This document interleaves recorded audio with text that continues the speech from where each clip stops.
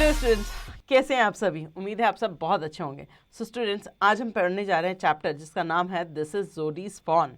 सो जोडी का फॉन होते हैं हिरन के बच्चे। हिरन के बच्चों को हम कहते हैं फॉन, ठीक है। तो यहाँ जोडी का फॉन क्या है इस स्टोरी में, वो हम पढ़ के जानेंगे। उससे पहले एक वार्म अप एक्सरसाइजेज जो कर लेते हैं। Let's warm up. Have you ever helped an animal और समवन इन नीड? कभी आपने किसी जानवर की मदद की है या किसी ऐसे की जिसको ज़रूरत हो मदद की? Number 2, why is it important to take responsibility for the action we take? और ये क्यों इम्पॉर्टेंट है कि जो भी हमने किया है उस एक्शन पे हमें उसकी रिस्पॉन्सिबिलिटी लेनी चाहिए, ठीक है। तो चलिए शुरू करते हैं। Zodi couldn't stop thinking about the fawn. It was constantly on his mind. In his dream, he imagined holding it in his arms. Quietly, he left the table and approached his father beside. Penny was resting, his eyes open and clear, though the pupil remained dark and large. Zodi said, "How is your condition, Pa?" "Just fine, son. Old Death has gone, thriving somewhere else. But wasn't it a close encounter with death?" "I agree," Penny said. "I am proud of you, my boy. The way you kept your head and did what was required." सो यहाँ पर एक बेटे और father के बीच में एक conversation है। जोडी जो है वो एक बॉय है और पेनी जो यहाँ नाम आ रहा है वो उसके फादर का नाम है। तो जोडी जो है वो फॉन के बारे में सोचना नहीं बंद कर पा रहा था। उसके दिमाग में बार बार यही चल रहा था और वो यही इमेजिन कर रहा था, यही उसका सपना था, आ रहा था उसको बार बार कि उसने हाथ में उस फॉन को पकड़ रखा है। उसने अपने टेबल को छोड़ा और अपने फादर के पास गया और उनसे पूछा, "क्या आप रेस्ट कर रहे हैं?"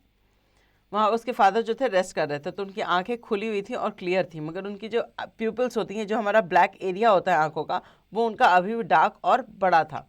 तो जोडी ने अपने फादर से पूछा कि अब आपकी तबीयत कैसी है? तो उसके फादर ने बोला, "अब तो ठीक है, मगर तुम्हें नहीं लगता कि वो जो बुलावा था, मतलब जब कोई आदमी ऐसा हो ना जो एकदम मौत के मुंह से बाहर निकला के आया हो, या ऐसा जिसको बस ऐसा लगे कि अब वो मरने वाला है और उसके बाद उसकी ज़िंदगी बच जाए, तो वो यहाँ पर उन्होंने डिस्कस किया कि old death has gone thriving somewhere else. जो मृत्यु किसी और को अब डराने या लेने गई है, और मगर जो मेरे साथ हुआ वो बहुत क्लोज एनकाउंटर था डेथ के साथ, मतलब कि मैं बिल्कुल मरने ही वाला था। तो जो बॉय है जोडी, वो कहता है कि वो एग्री करता है इस बात से।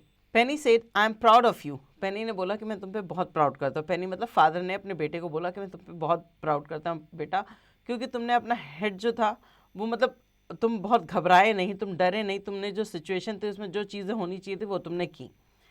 "पा, yes son, pa, do you remember the doe and the fawn?"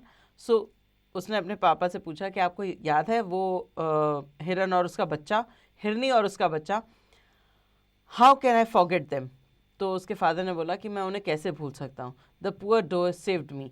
उसी बेचारी जो हिरनी थी उसने मुझे बचाया है। "There is no doubt about it." और इसमें कोई डाउट नहीं है।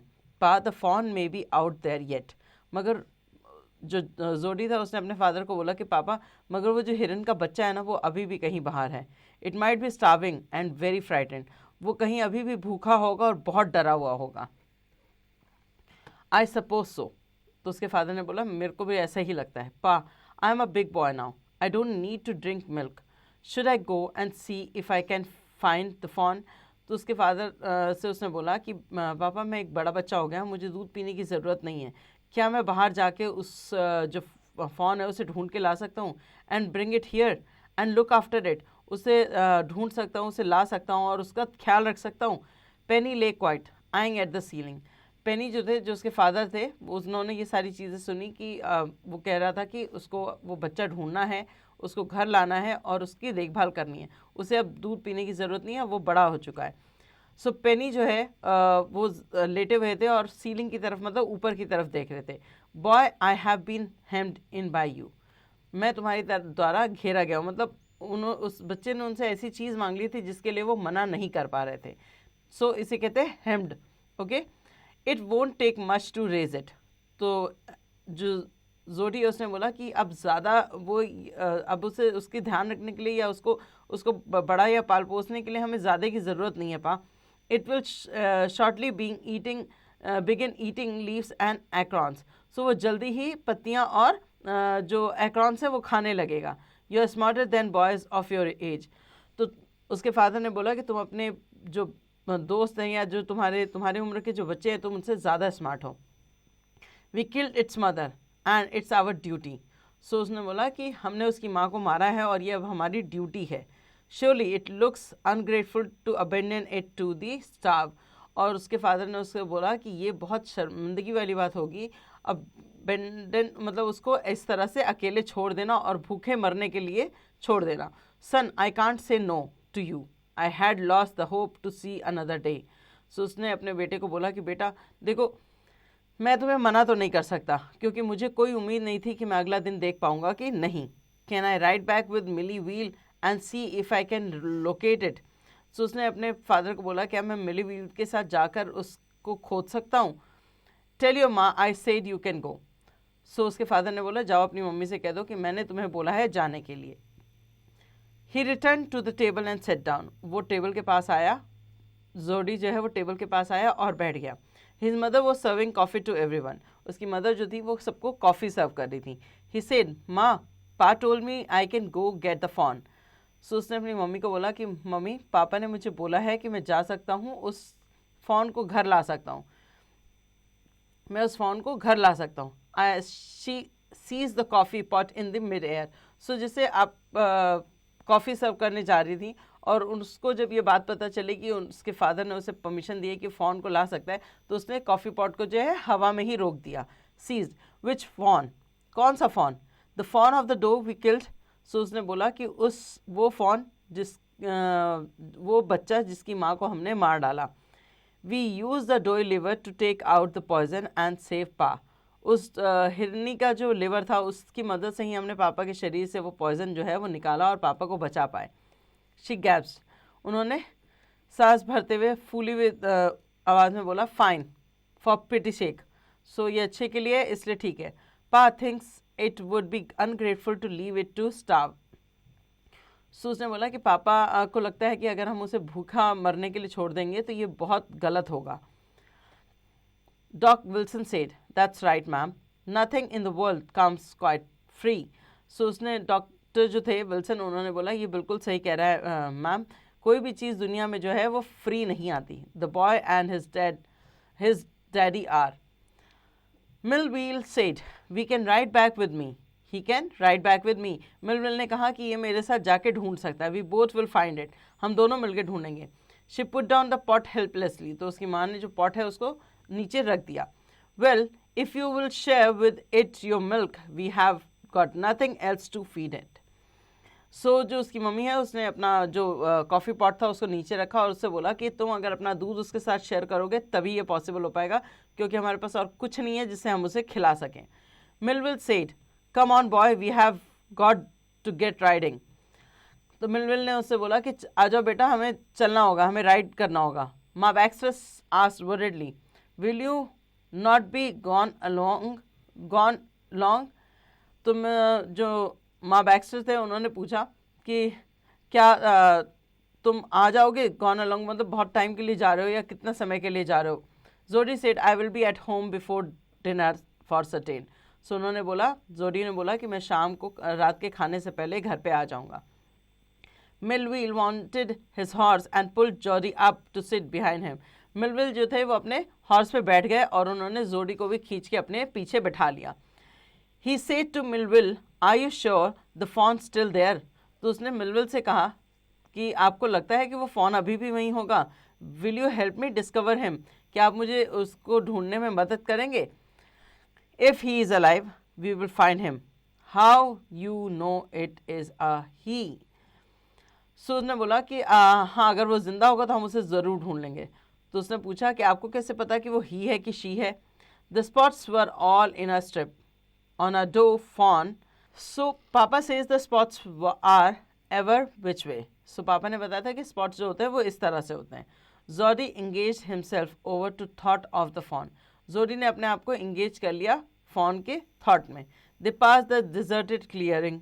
डिजर्टेड क्लियरिंग मतलब ऐसी जगह जहाँ मतलब सारा खाली पड़ा हो मैदान. ठीक है, ऐसी जगह से वो आगे मूव कर गए।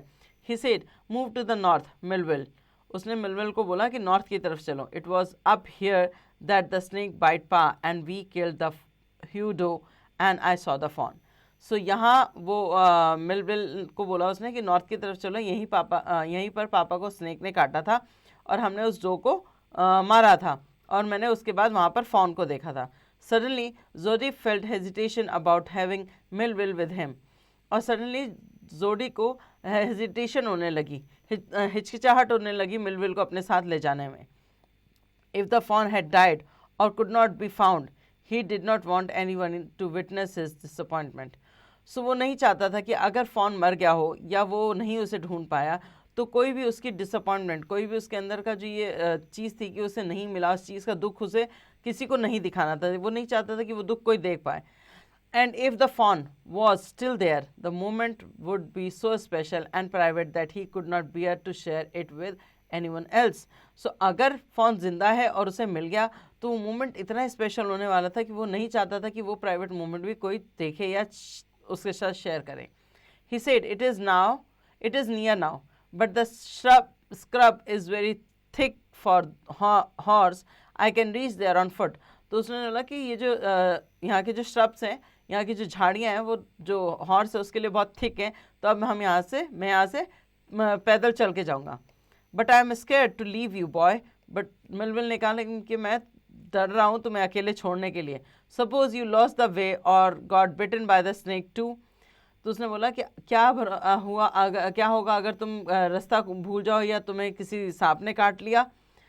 आई विल बी कॉशियस, तो उसने बोला कि मैं ध्यान रखूंगा। It might take me a long time to find the fawn, if he wandered drop me off right here. So मैं ध्यान रखूंगा और मुझे काफ़ी समय लग जाएगा फॉन को ढूंढने में। अगर वो मुझे मिल गया या तो मैं यहीं आपको मिलूंगा वापस।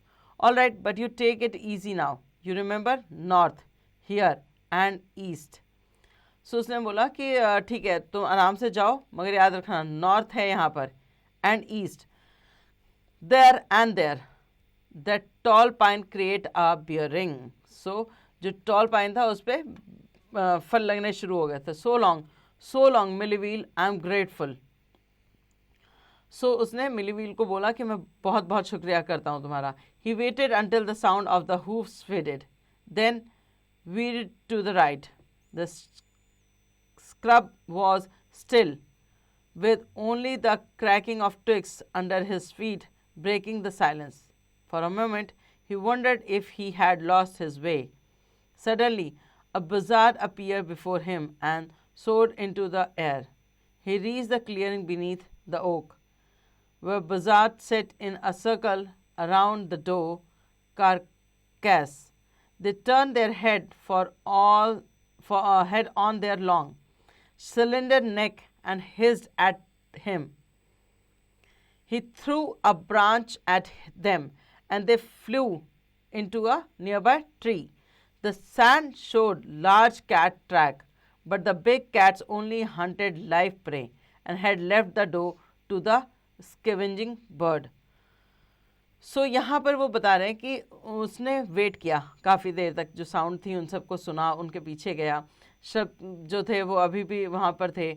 जब वो चल रहा था तो क्या थे, सिर्फ ट्विग्स जब उसके पैरों से जो टूटते थे उनकी आवाज़ आती थी। एक मोमेंट को सब कुछ शांत हो गया और उसको लगा कि उसने अपना रास्ता खो दिया है। For moment he wondered if he had lost his way. उसे लगा कहीं मैंने अपना रास्ता तो नहीं खो दिया, या उसे ऐसा वंडर करने लगा। उसको अचानक से एक बजिंग आवाज़ जो है ना सुनाई दी, appeared before him and soar into the air, जो हवा में बहती हुई उसके कानों तक आई। He reaches the clearing beneath the oak. Oaks के नीचे जो उसके पास वहाँ क्लियरिंग थी वहाँ उसने देखा, और वहाँ पर बजार्ड जो थे वो बैठे हुए थे, जो डो इन लोगों ने मारी थी उसके अगल बगल, ताकि उसको खा सकें। जो मरा हुआ जानवर होता है उसको खाने के लिए जिस तरह से जो जंगली जानवर या पक्षी जो होते हैं वो वहाँ इकट्ठे हो जाते हैं, वैसे वो बैठे हुए थे। उन सब ने इसकी तरफ अपनी हेड जो है वो टर्न किया। लॉन्ग सिलेंडर नेक थी इनकी, और एंड हिस्ड एट हिम, और उसकी तरफ हिस किया, हिस की आवाज़ की। तो इसने क्या किया, एक ब्रांच उठाया और उनकी तरफ फेंका। जो जितने भी वहाँ पर बजार्ड्स थे वो क्या हुए, उड़कर आसपास की ट्रीज पर जाकर बैठ गए। एंड वो सैंड पे दिख रहा था कि कोई बड़ी सी कैट जो है वो भी वहाँ पर आई थी। मगर कैट्स का क्या है, वो हमेशा किसी जिंदा शिकार को खाती हैं। मीन्स कि जो लायन और टाइगर्स होते हैं वो हमेशा किसी जिंदा शिकार को ही मारते हैं और तब खाते हैं, मरे हुए शिकार को वो कभी नहीं छूटते। तो ये स्कैवेंजर बर्ड्स ही थे जो उसे खत्म कर रहे थे। He parted the grass where he had spotted the fawn, finding it hard to believe that it had only been yesterday, but the fawn was gone. He circled the clearing, listening carefully, but there was no sound or sign of it. The buzzard flapped their wings impatiently, eager to return to their scavenging. Returning to the spot where the fawn had appeared, he dropped to his hand and knees, searching the sand for its tiny hoof prints. However, the rain from the night before had erased all traces, leaving only the tracks of the cats and buzzard. So, इन सब चीज़ों को clear करते हुए वो उस spot पे पहुंचा जहाँ उसने फॉन को देखा था। उसने उसको खोजने के लिए बहुत कोशिश की और उसे बिलीव नहीं हो रहा था कि ये कल की बात है कि जब उसने यहाँ पर उस फॉन को देखा था और अब वो वहाँ से जा चुका है। उसने वहाँ का सर्कल को क्लियर किया और सुनने की कोशिश की कि कोई साउंड ऐसी है जो आ रही हो जो वो जाकर वहाँ पर उसे देख सके। जो बजार्ड्स थे जो ट्रीज़ पे उसने जिसको उड़ा दिया था, वो जो ट्रीज़ पे बैठे थे वो इम्पेशेंटली थे कि वो चाहते थे कि अब ये जल्दी यहाँ से हटे तो हम जाके अपने जो शिकार है उसको खाएं वापस। और वो बहुत इम्पेशेंट थे वहाँ पर, अपने विंग्स को बहुत फ्लैप कर रहे थे।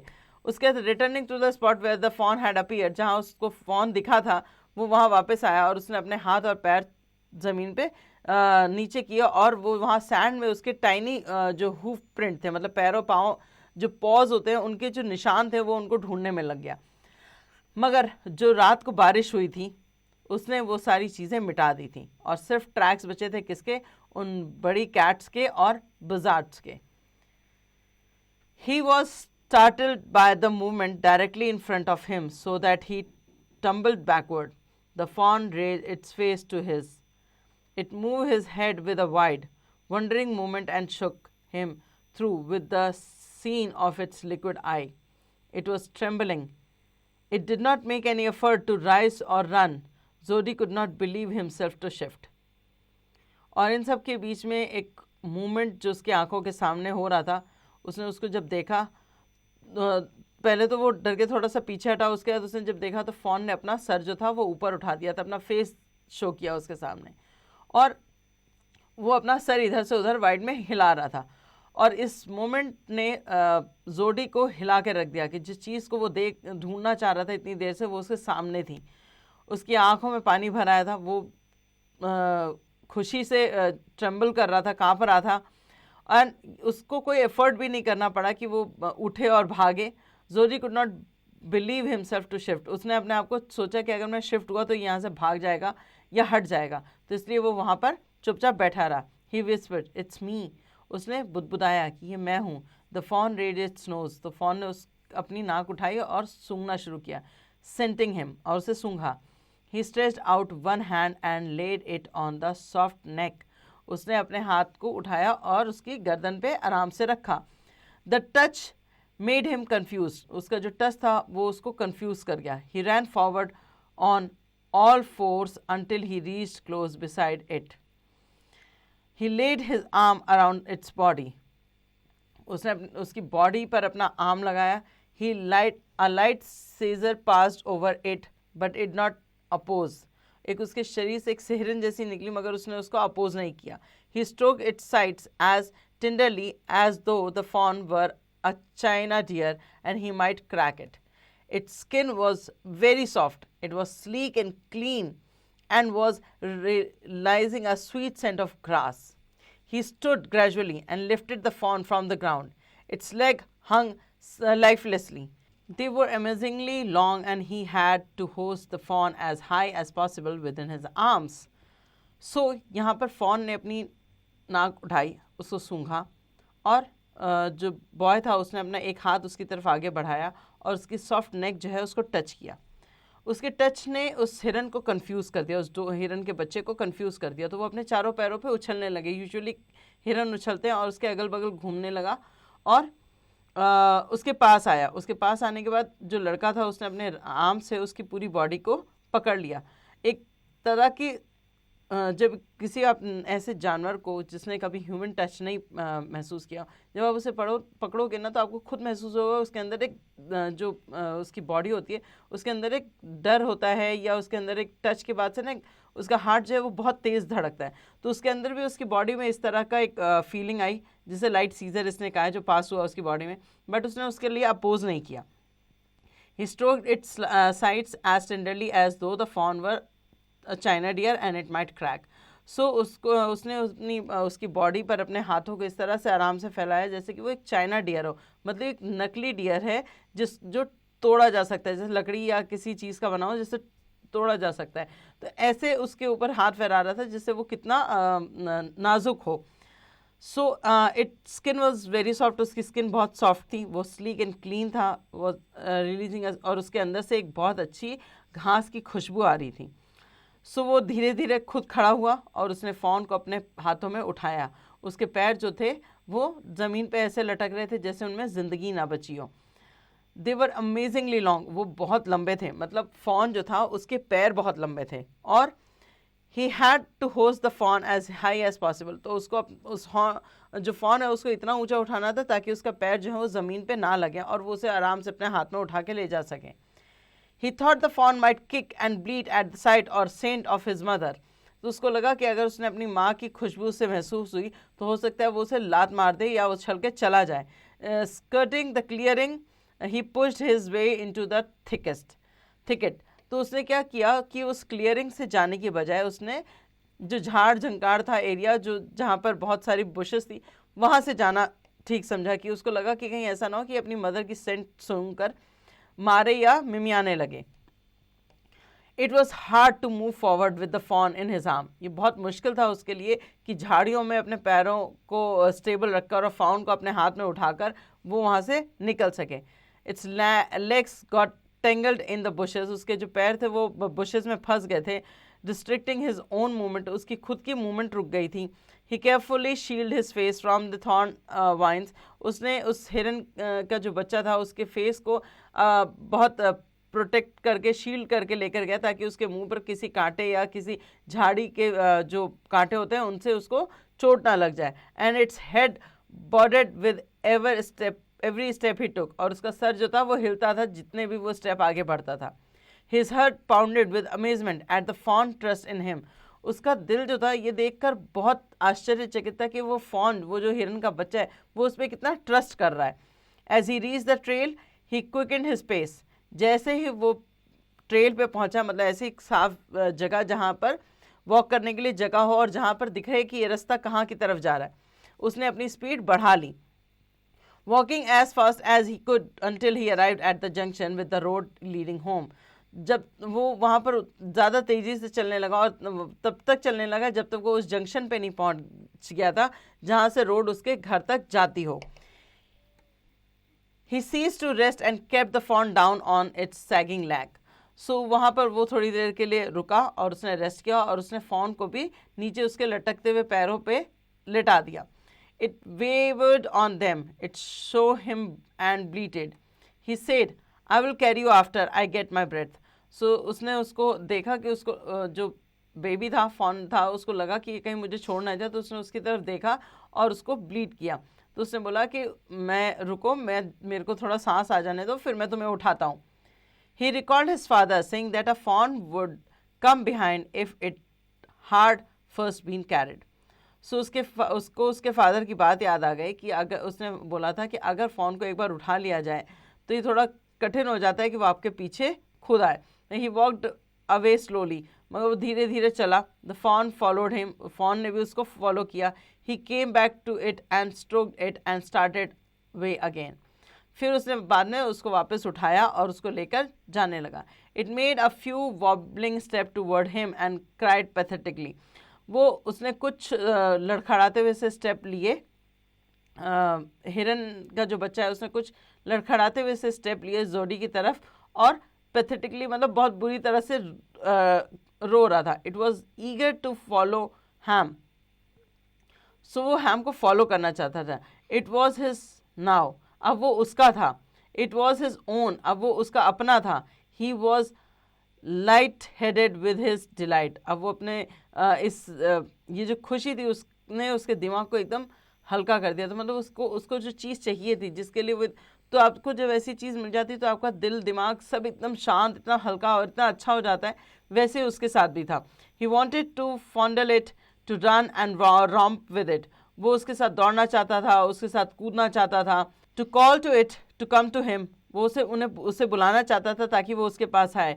ही डेयर नॉट पैनिक इट, वो उसे पैनिक नहीं करना चाहता था, डराना नहीं चाहता था। ही lifted it up and carried it in front of him over his 2 arms, उसने वापस उसे उठाया और लेकर आगे बढ़ दिया, आगे चल दिया अपने आर्म्स में। He felt as if he walked without effort, उसको लगा जैसे वो किसी एफर्ट के बिना ही चल रहा है। हिज आर्म्स बिगन टू एक, उसके कंधे जो थे वो दर्द होने शुरू हो गए, या उसके हाथ जो थे वो दर्द होने शुरू हो गए। And he had to stop again, और उसे फिर से रुकना पड़ा। When he resumed walking, the fawn immediately followed him. जब उसने चलना शुरू किया तो फॉन ने उसे फॉलो करना शुरू किया। He let it walk for a short distance before lifting it up again. So उसने उसे वॉक करने दिया थोड़े दूर के लिए, और उसके बाद उसे दोबारा उठाया। The journey home felt effortless. He could have walked all day and into the night, carrying it and watching it trail behind. Though soaked in sweat, a light breeze blew through the fresh June morning, cooling him. The sky was as clear as spring winter in a blue china cup. As he reached the clearing, it looked fresh and green after the night drizzle.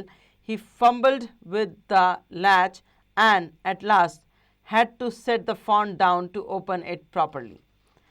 Then an idea struck him. He would bring the fawn inside, right into Penny's bedroom. But at the step, the fawn hesitated, refusing to climb them. He lifted it in his arm and carried it to his father. Penny lay there, eyes closed. Jody called, "Pa, see." Penny turned his head. Jody stood next to him. The fawn clutched hard against him.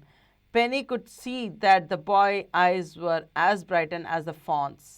He said, "I am pleased you found him." यहाँ पर उसने रात भर मेहनत की, उसको लेकर इतना लॉन्ग डिस्टेंस ट्रैवल किया। उसको अपनी जर्नी जो थी वो एफर्टलेस लग रही थी, क्योंकि वो जिस चीज़ की तलाश में गया था वो उसे मिल गई थी। सब कुछ होने के बाद रात जो थी वो जून की रात थी, और रात में बारिश हो गई थी। इस वजह से जो ट्रेल थे वो उस पर उनके पैरों के पच्चन जो थे वो अब दिखाई नहीं दे रहे थे उतने। और वो जो पूरा सोक था, मतलब पूरा भीगा हुआ था स्वेट से, मतलब पसीने से। जो ब्रीज थी, मतलब जो ठंडी हवा थी, उसने उसको काफ़ी कूल कर दिया था।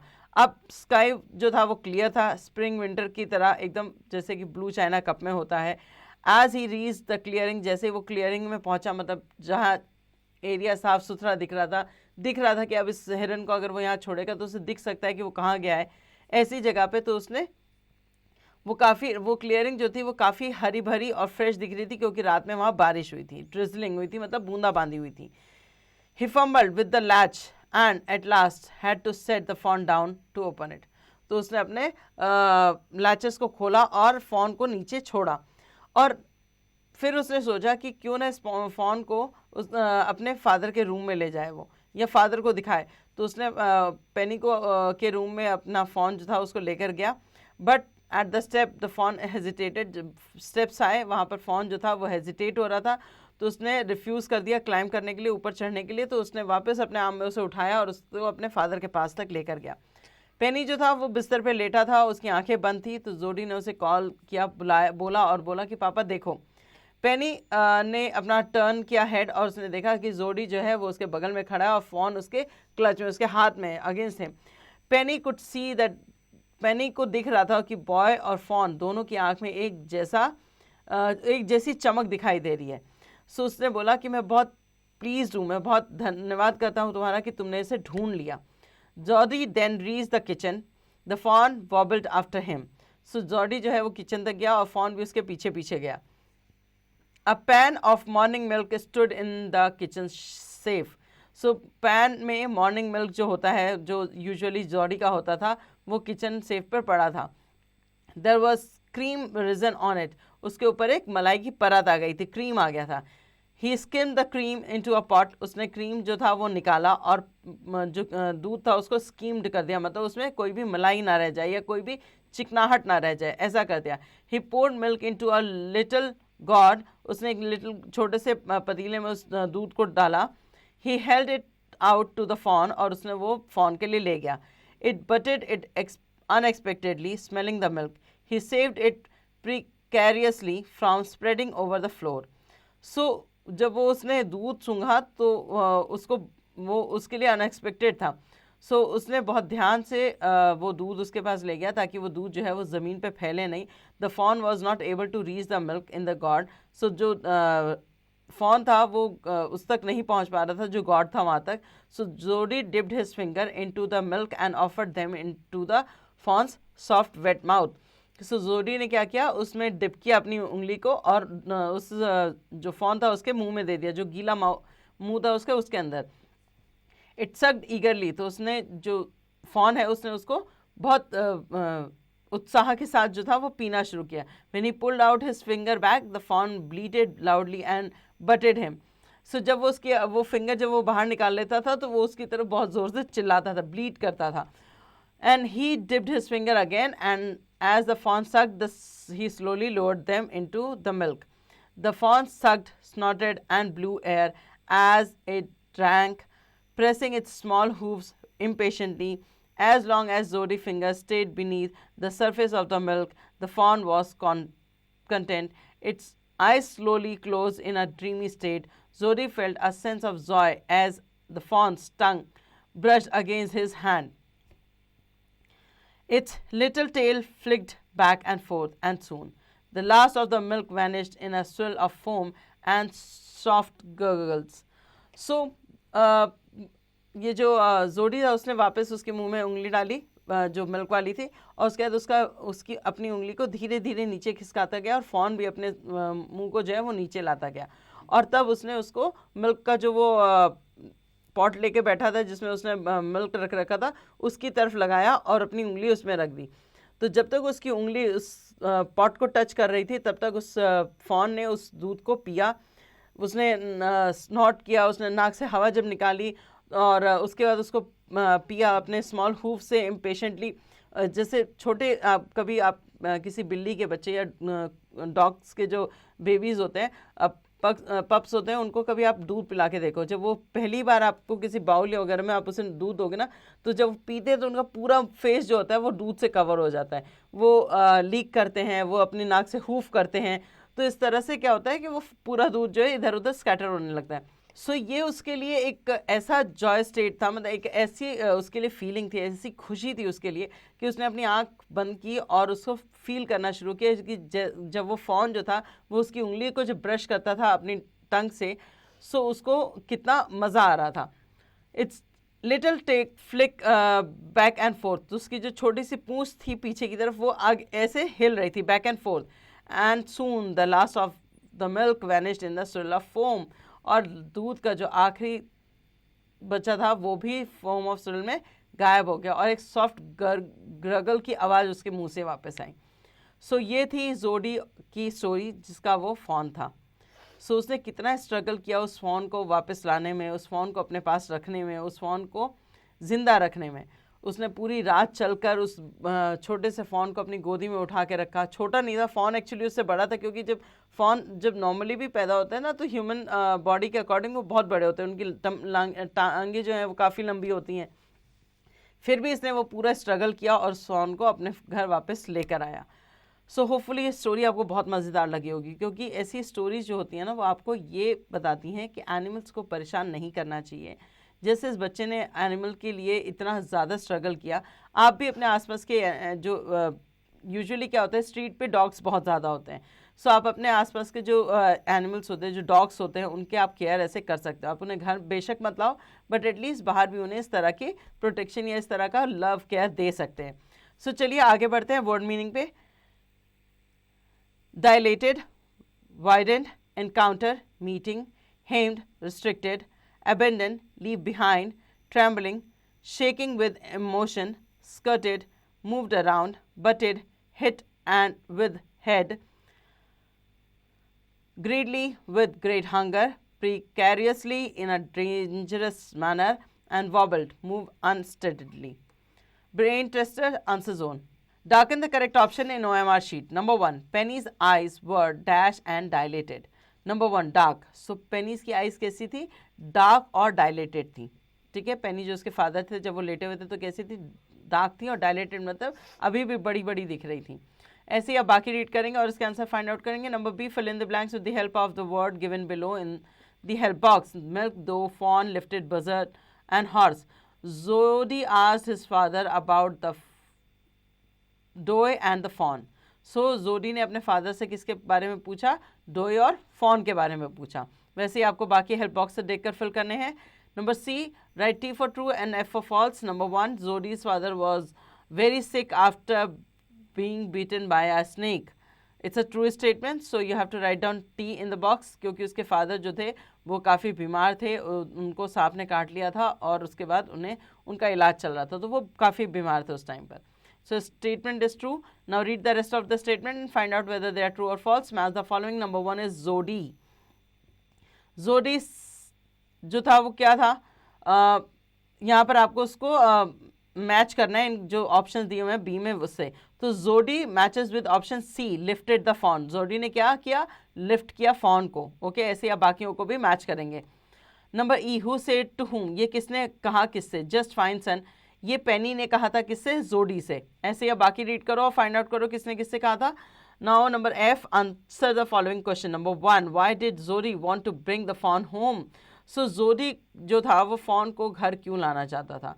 सो जोडी फॉन को इसलिए घर लाना चाहता है क्योंकि उन्होंने उसकी मदर को मार दिया था, है ना, उसके लिवर की लेने के लिए उसकी मदर को मार दिया था. और अब वो जो बच्चा था वो अकेला था, है ना, तो वो कहीं भूख से मर ना जाए या इस तरह की कुछ ना उसके साथ चीज़ें हो जाए, तो वो उसकी रिस्पॉन्सिबिलिटी लेना चाहता था उस फॉन की, इसलिए उसने वो चाहता था कि वो उसे घर लेकर आए.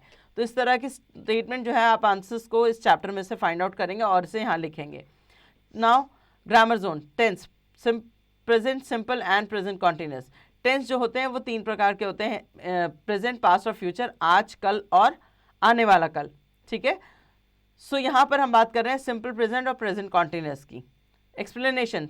Present simple is used for regular action, habits और fact that are always true. यहाँ पर जो सिंपल प्रेजेंट है वो उसके लिए इस्तेमाल होता है जो रेगुलर एक्शन होता है, हैबिट होती है, या फैक्ट्स होते हैं जो हमेशा सच होते हैं. Example, Jimmy works in the shoe store every day. So Jimmy जो है वो काम करता है शू स्टोर में हर रोज़. प्रेजेंट कॉन्टिन्यूस क्या होगा? Is use for action happening right now और टेम्परेरी सिचुएशन.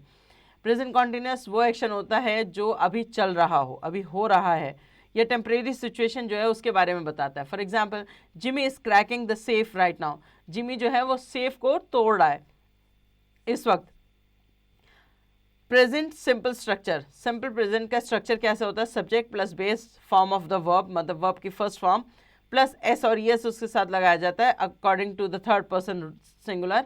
अगर थर्ड पर्सन जो है वो सिंगुलर फॉर्म में है तो हम उसको जैसे ही, शी, इट का इस्तेमाल करते हैं, तो वर्ब के साथ हमेशा एस और एस का इस्तेमाल करते हैं. ठीक है, for example, he cracks safes for a living. वो सेफ्स को तोड़ता है अपने जीने के लिए. प्रेजेंट कॉन्टिन्यूस स्ट्रक्चर क्या है? Subject plus is am are plus verb की form plus I N G and then object. Example, he is cracking a safe at the moment. यहाँ क्रैक्स का क्रैकिंग हो गया, वो अभी सेफ को तोड़ रहा है. Fill in the blanks with the correct form of simple present or present continuous. So जो चीज़ चलती आ रही है उसके लिए हम ing का इस्तेमाल करेंगे वर्ब की फर्स्ट फॉर्म के साथ, is am are का इस्तेमाल करेंगे. और जो चीज़ आपकी सिंगुलर फॉर्म में है, ठीक है, उसके साथ आप usually base form of verb का इस्तेमाल करेंगे. Rajesh dash a successful shoe store in Ghaziabad. So यहाँ आएगा रंस, RUNS, रंस. ओके, ऐसे ही आप बाकी रीड करो और इसके आंसर्स फाइंड आउट, इसके आंसर्स सोच के लिखना कि यहाँ पर क्या फॉर्म ऑफ वर्ब फिल होगी. नंबर 2 देखिए, match the following sentence to the correct sentence, correct tense. यहाँ करेक्ट टेंस के साथ आपको उसको मैच करना है. जैसे Rakesh cracked the safe. Cracked एक पास्ट फॉर्म है, क्रैक्ड जो है वर्ब की सेकंड फॉर्म है, तो इसलिए हम इसे सिंपल पास्ट के साथ मैच करेंगे. ठीक है, इसी तरह से आप बाकी रीड आउट करें और इनको बाकी जो से मैच करेंगे. Passage completion, fill in the blanks with the correct tense, simple present or present continuous. Every day Rajesh visits his shoe stores and talk to the customers. Rajesh visit his shoe stores and talk to the customer. He enjoying his work very much. He enjoy his work very much. Enjoying नहीं आएगा क्योंकि यहाँ पर enjoys आएगा, क्योंकि यहाँ पर he लगा हुआ है ना. He enjoys his work very much. Right now he helping a customer pick out shoes. तो आपने देखा मैंने यहाँ 4 कॉलम आपके लिए फिल कर दिए हैं, बाकी जो 4 बचे हैं वो आप खुद फिल करेंगे. Now conversation zone, listening and speaking. Look at the picture of Jody carrying the phone through the forest. Your teacher will describe a scene from the story. Listen carefully and answer the following question based on what you hear and see in the picture. Okay, number 1, what is Zodi carrying in his arm? A fawn.